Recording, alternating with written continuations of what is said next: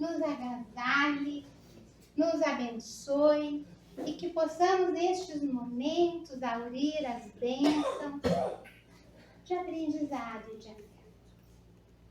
O nosso tema de hoje tem por título, não sei como é que está a voz aí, a minha voz está... trazer o céu para a terra, reflexões necessárias. É uma metáfora, trazer o céu para a terra.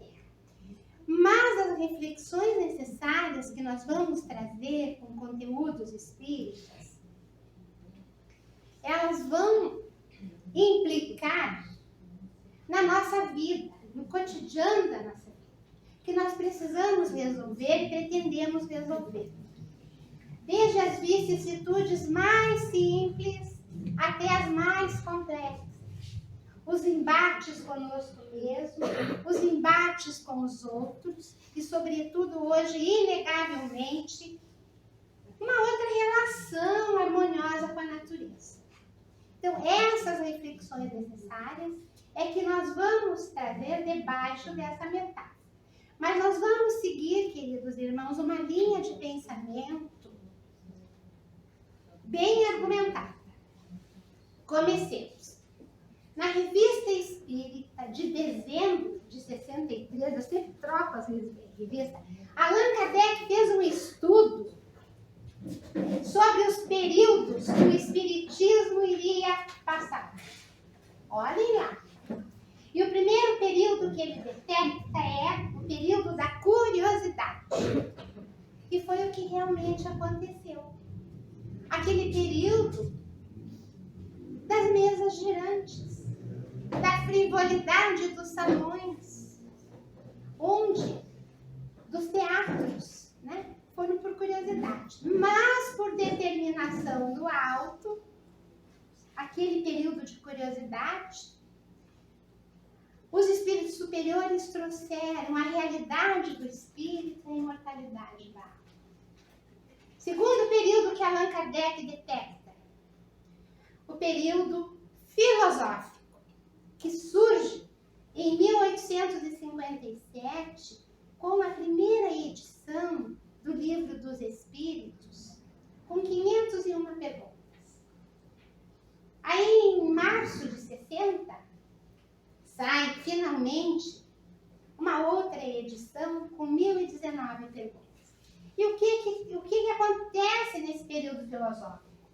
Está todo o conhecimento ali no Livro dos Espíritos. E a primeira pergunta, o que é? O que é Deus? O que é o Espírito? O que é a alma? O que é o bem? O que é o mal? As perguntas que nós nos fazíamos desde tempos imemoriais. Lembrando, vamos pegar o Ocidente, naquele período lá pré-socrático, quando o homem saiu do mito, porque logo que os homens saíram das cavernas, foram, enfim, para a terra, então o trovão era um deus, o sol era um deus, então era um período de mitos. Mas aí chega um momento em que a razão começa a se questionar. Mas quem sou eu, de onde eu vim, para onde eu vou? Como que o mundo começou? Né? Então são essas questões todas que está no período filosófico. E quem abre o Livro dos Espíritos, leis morais, o começo das espécies, é lindo. Então é período filosófico. Aí nós vamos estamos no terceiro, né? Segundo. Terceiro período que Allan Kardec detecta. As lutas e os embates com os detratores da doutrina. E nós, há poucos dias, revíamos o filme de Allan Kardec e aquele ator nos passava aquele professor, e aquela fragilidade também. Ele sofreu demais. Os primeiros embates foram com seus próprios pares da academia que o afastaram. Mas houve um grande detrator da doutrina, que foi um acontecimento na Espanha, quando, num auto de fé, já em 1861, queimaram 300 livros, entre livros dos espíritos, brochuras espíritas, revistas espíritas, em Barcelona. Ele detectou. Aí vamos para a Cida. Eu não gosto de olhar. O período religioso. O período religioso que ele vai detectar é este que nós estamos vivendo. Que ele disse assim: vamos partir para a regeneração. As luzes do Evangelho estarão estendidas. Então nós poderemos ser mais felizes. Tá? Pensando Allan Kardec. Mas tem algo muito importante neste período religioso, que é o surgimento da fé raciocinada que a doutrina espírita traz. Bom, aí nós vamos para o quinto período, que é o intermediário. E ele deixa assim intermediário. Nós estamos até hoje. O que é o período intermediário? É o segmento do período religioso, onde nós estaríamos já com as obras, com o Evangelho de Jesus, para pormos o pé no mundo de regeneração. E sairmos deste mundo de provas e expiações. Correto? Muito bem. Posto isso, irmãos, nós gostaríamos que os irmãos guardassem esse quadro, agora, pensando nesses períodos da doutrina espírita, que nós vamos retomá-los para explicar a nossa metáfora. Então, vamos agora procurar entender este, Cida. Esse. Vermelhinho assim. De que céu é esse que nós estamos falando? Espera. Aonde, meu bem? Apaga aquela luz ali que fica melhor na tela.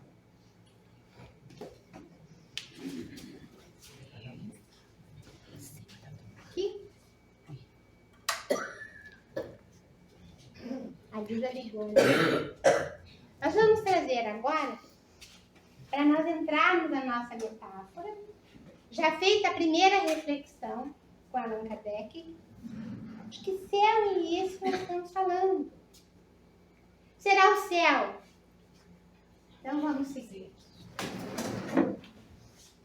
Tem uma luzinha aqui, que para enxergar que tá bravo. Isso, só vou ficar uma luzinha depois aí, que tem que ir indo, né? Trazer o céu para a terra. Que céu é esse? Aqui é uma imagem, é uma harmonia, tem um céu bonito. Se nós apagarmos a luz, ele está bem azul, parece os olhos da cor da Virgem Maria. Tem uma harmonia com a terra, né? Mas nós precisamos pensar. Nós vamos falar do céu da Bíblia? Do céu da astronomia? Do céu da física? Não. E nem vamos entrar nos conceitos, senão não vai dar tempo. Nós queremos falar do céu de Jesus. Pai nosso que estás no céu. É este céu que nós queremos trazer para a terra. Então vamos pensar, começar a continuar o nosso raciocínio. Moisés trouxe a lei. Jesus viveu a lei. Allan Kardec explicou a lei. E quando os espíritos codificaram a vida multidimensional, nós não estamos falando da vida espiritual, a vida multidimensional, eles nos propiciaram abrir caminhos para abraçar os princípios budistas, os princípios do Corão, os princípios da Cabala, de Lao Tse, de Confúcio, de Zoroastro. A doutrina espírita, ela abraça esse leque ecumênico. Então, com isso, queremos dizer que o ecumenismo, ele deve estar presente na família espírita. Este olhar que nós precisamos abrir. Aí nós vamos lá no Evangelho segundo o Espiritismo, capítulo 24, quando Jesus propõe a metáfora, não ponhais a candeia debaixo do alqueire, mas sobre o velador, para que quem entre no ambiente consiga enxergar. E nessa metáfora, Jesus vai dizer que nada vai ficar encoberto debaixo do céu. Tudo será descoberto. E vai mais além. Ele vai dizer assim: e a quem muito foi dado, muito ainda mais se dará. E a quem nada tem, ainda se tirará. Complicado para a época. Tanto que os discípulos o questionam por que ele falava assim, se não havia compreensão. Aí Allan Kardec, quando vai interpretando essa metáfora, ele vai dizer que Jesus falava por parábolas quando determinados conceitos seus eram abstratos demais para ele. Agora, aqueles ensinamentos que eram de base, que eram de caridade, de humildade, de reino dos céus, era de fácil entendimento. Tanto que a parábola do bom samaritano fica muito claro nós entendermos quem é o próximo, quem é o bom samaritano, não é? E Allan Kardec vai mais além ali, quando ele vai falando sobre a metáfora. Nós estamos trabalhando em cima de metáfora. Ele vai dizer que o Espiritismo consegue colocar luzes hoje, né, desde que surgiu, sobre estes conhecimentos velados. Porque, irmãos, nós precisamos saber que tudo tem a sua época para acontecer. Tudo tem seu momento para vir. Se nós não estamos preparados, não vai adiantar. Nós temos que estar preparados para os conhecimentos da vida e as coisas que vêm para nós. Bem, então, se é assim, que Jesus falou tudo, e os conceitos mais abstratos ele teve que deixar para que nós, no decorrer dos séculos, fôssemos sendo capazes de entender, nós entendemos que a doutrina espírita é profundamente libertadora, né? Ela é um conhecimento que liberta, e se ela é assim, ela nos propicia expandir a nossa consciência. E o que nós precisamos hoje em dia, neste momento que estamos vivendo? Expandir a nossa consciência. E aí é que nós vamos entrar na questão de trazer o céu para a terra. E se ela é libertadora, ela precisa, mais do que nunca, sempre trabalhar com os exemplos da vida atual. Ela precisa ser trazida para a atualidade. Aquela luz da candeia tem que sempre iluminar mais. É uma sequência, o nosso pensamento está seguindo uma sequência. Então, irmãos, tivemos há pouco tempo no Rio Grande do Sul uma situação inenarrável, né? Uma situação assim inenarrável, de dor, de sofrimento, né? Quando as águas invadiram, esses momentos mais agudos da situação que aconteceu, de muita dor, nós ouvimos pela voz de uma irmã de um outro estado que via aquelas imagens do Rio Grande do Sul. E aí nós vamos nos permitir agora ler o que ela falou, que são palavras dela. Espiritismo hoje, numa situação que não passou. Nós estamos nessa situação.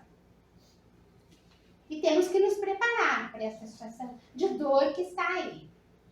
Ela disse assim: para suportar essa dor, foi muito importante, fundamental, diríamos até, trazer toda a beleza de solidariedade que mobilizou milhares de corações.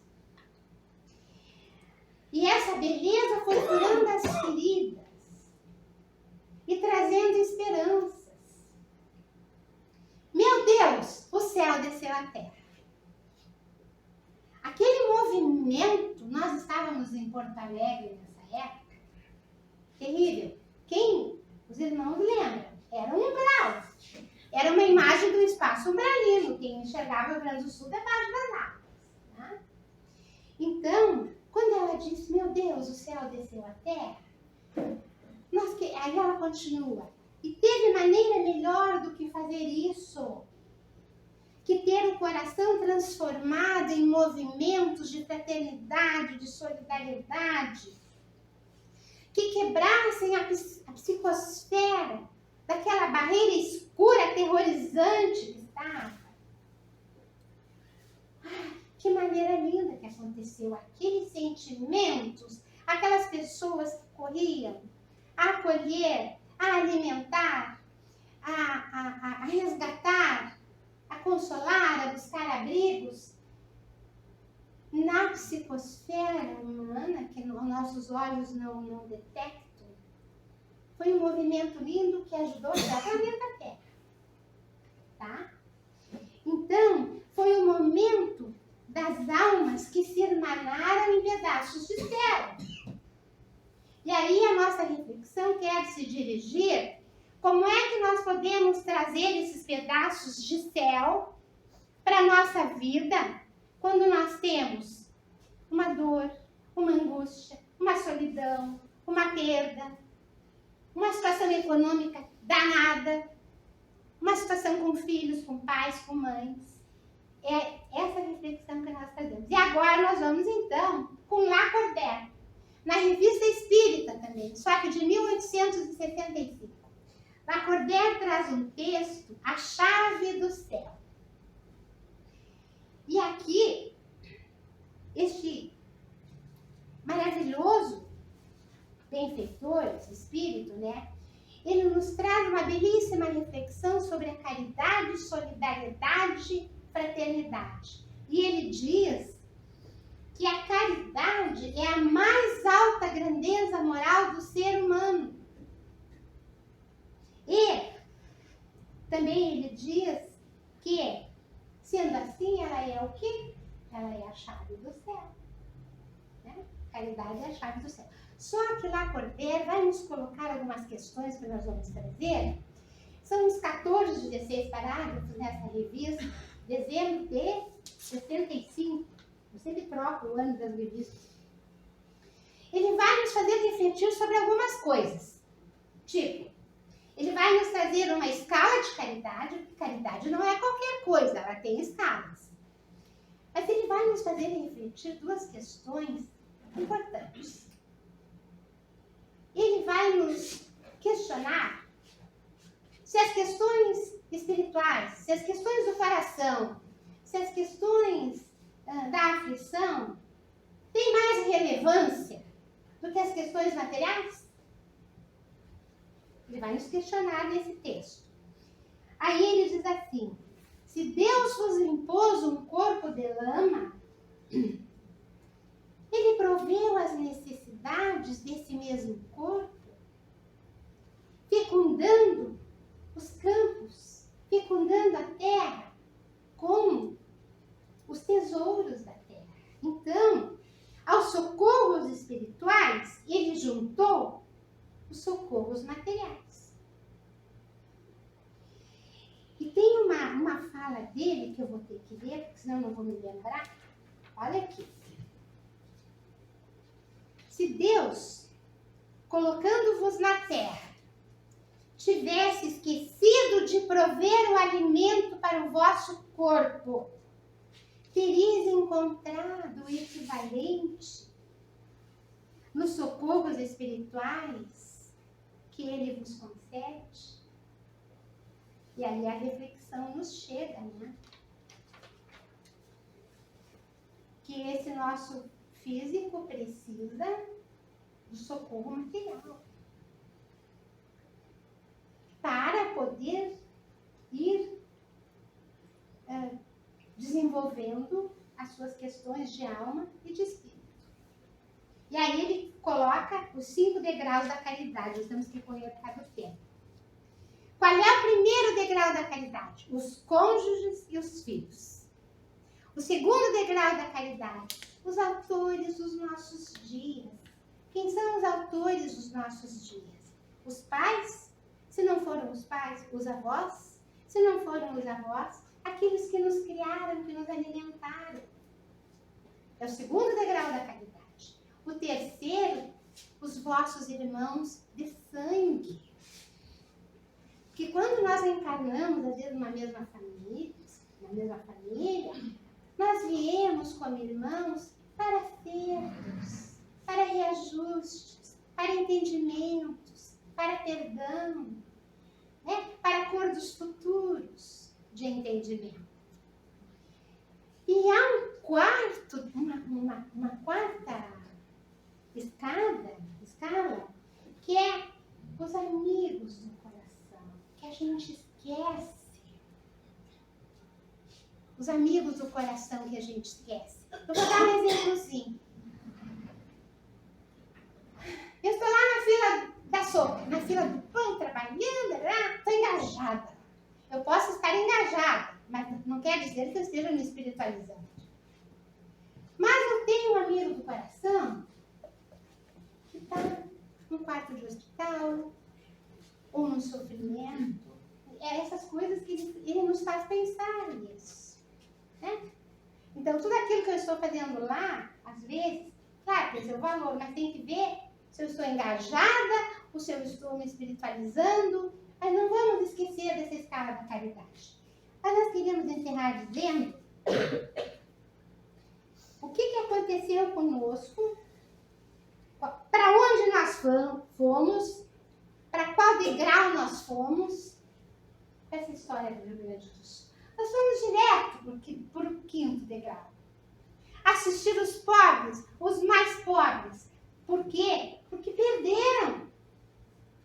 Perderam suas lembranças, seus afetos, seus animais, vidas.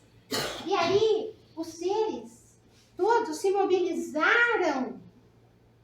Né? Os que estudam a psicosfera, estes sentimentos, nós fomos direto para lá. E por que nós fomos direto para lá? Porque nós temos dentro de nós Deus, nós somos uma faísca de Deus. Então, é lindo. Nós entramos direto no quinto degrau da caridade do Lacordaire. Fomos assistir os pobres, os mais miseráveis. Aí, o ser divino gritou dentro de nós nesse momento. Mas nós queremos agora, nós estamos subindo para o final, né? Pensar o seguinte: como vai esse período intermediário de Allan Kardec? Será que nós não estamos ainda no período da curiosidade? Muitos buscam a casa espírita buscando o fenômeno, e o fenômeno não espiritualiza. O período filosófico, como é que vai?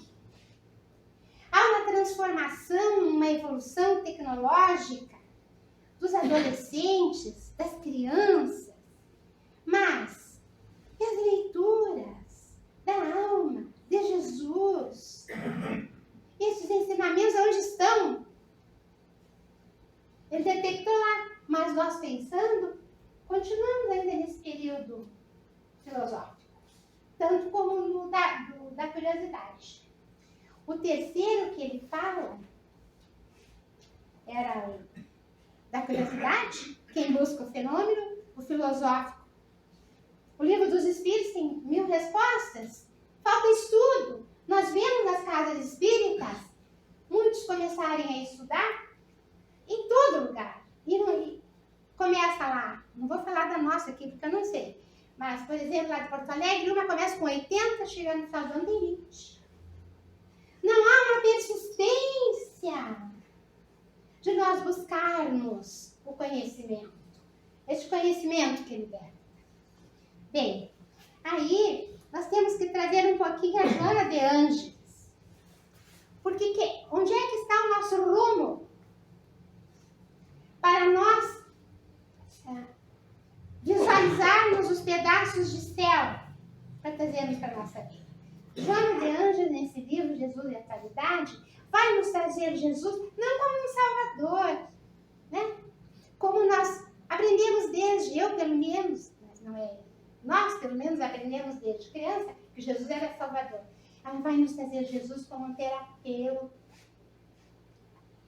E ela vai nos dizer que o processo de evolução constitui para o espírito humano um grande desafio. Nós estamos vivendo aí um grande desafio. Mas quando ela fala isso, ela nos coloca num outro olhar dimensional. E neste outro olhar dimensional que ela nos coloca, se torna interessante pensarmos neste mundo em que estamos vivendo hoje, que Allan Kardec detectou lá atrás, pensarmos na atualidade do pensamento de Jesus. Ele tem todas as terapias. E este Espírito Amigo desenvolve 16 obras, onde cada livro trata de uma dor nossa. Nós vamos só falar de uma parte. No primeiro capítulo, no segundo parágrafo, ela vai nos dizer que o Sermão da Montanha é a carta magna dos direitos humanos. Não é aquele que a ONU promulgou lá. É o Sermão da Montanha. Porque é um tratado da não violência. E se é um tratado da não violência, eu não vou ser violento, então eu não vou ser orgulhoso, eu vou ser humilde. Vamos pegar o Sermão da Montanha. Se é um tratado da não violência, eu vou ser misericordioso, vou ter compaixão. Então está aqui o nosso terapeuta. Aí, algumas saídas agora para nós práticas, para nós resolvermos as nossas dores ou alegrias ou vicissitudes. Ela faz uma introdução do ser consciente muito interessante. Ela diz assim, ó, quem é consciente, o ser consciente, ele não se culpa, ele não se desculpa, ele não julga, ele se descobre, se redescobre. Por isso que nós dissemos que nós precisamos avançar no diálogo espírita nessas outras obras. Tá? E aí, quem se descobre, por isso que o Jung veio hoje, ela vai, todo o trabalho dela é trançado com o Espiritismo, é trançado com Allan Kardec. Essa é a diferença. Tá? E ela pega o conhecimento humano, que é o Jung, né? Que foi, enfim, amigo do Freud e tudo. Aí ela vai nos oferecer técnicas para podermos vencer este ser que se angustia, que sofre, que fica pensando no que vai acontecer amanhã e que de repente nem pode acontecer, que não sabe como resolver o problema com o filho, com a filha, né? Ela vai dizer, ela vai nos oferecer técnicas meditativas, vai nos falar da importância da oração, falar com Deus é importante, meditar é silenciar para ouvir a Deus. E aí, nessa questão da meditação, ela vai dizer que as imagens carregam forte conteúdo emocional. E é verdade. Dependendo da imagem, nos impactamos. A Associação Médica Espírita do Brasil lançou um livro, Espiritismo, Meditação e Espiritismo. Aí ela ressalta o auto-perdão, muito auto-perdão, porque antes de perdoarmos, nós temos que nos auto-perdoar. Quem consegue não se culpar, não se desculpar, mas se descobrir? Foi o início de hoje aqui. Né? Olhar para dentro, autodescobrimento. Nós falamos tanto, autodescobrimento, reforma íntima. O Sócrates dizia, conhece a ti mesmo, ou era o oráculo de Delfos. Aí não se torna importante. Mas a doutrina espírita fala muito disso. O que é isso? Isso é olhar para dentro, para se redescobrir e irmos nos conhecendo. Mas esse é um trabalho de cada um. Silencioso, atencioso, comprometido. Tá? Encerrando então. dizer que o nosso ser anseia por Deus como a planta olha para o sol. Nós vamos encerrar, então, a nossa fala com algo bem de Lacordaire, tá? Trançando o que o Lacordaire fala sobre a importância de tratarmos a nossa matéria, o nosso físico, para termos os socorros espirituais. Estão vendo essa imagem? Não sei se dá para ver. Olhem as carinhas. Eu vou apagar a luz então, se eu vou gravar o botão que eu tenho que baixar, para ficar mais bonito. Não, peraí. Porque é o impacto da imagem. Aí. É o impacto da imagem. A imagem, ela trabalha com as nossas emoções, né? Com os nossos sentimentos. Olha ali, sacolé, uma tarde bonita, uma alegria. É o céu que desceu para a terra, né? Alguns se movimentaram para propiciar essa tarde. Nem dá para comentar muito, a imagem vai falar. Agora aqui eu vou parar para falar. Este toquinho aqui está com uma carinha séria, mas ele traz na mão um kit escolar, onde tem lápis de cor, tem folhas, tem cadernos. E quando ele chegar na escola, ele vai entrar num outro patamar. Ele vai começar a escrever, ele vai começar a desenhar, mas ele precisava deste material. A matéria precisa sustentar a alma para que ela se desenvolva. Então, quando ele chegar lá na escola, ele vai entrar já na assimilação do conhecimento. Ele vai dar um outro pulo, para não dizer salto quântico, né? Outro dia eu vou falar nisso. Agora, irmãos, nós queremos trazer, olha aqui, esse com a bola. Olha o cachorrinho quente na mão, o suquinho no copo. Mas não é o céu descendo na terra? Pela obra daqueles que fizeram, que se movimentaram para fazer isso. Nós precisamos entender nesse momento que nós vivemos, que nós temos que refletir para outros lados, né? E eu vou encerrar com essa imagem, que eu até mandei fazer um quadro, que amamos de paixão. Essa imagem traz o perfeito Lacordaire. Aquele cachorrinho que está sendo delicioso. E este olhar, olha o olhar, este olhar aqui é um olhar de alma. É um olhar de alma que está sendo preenchida, né? Mas junto é só alegria esse olhar, né? E o cachorrinho ali sustentando o seu filho. Então, irmãos, o céu desceu para a terra.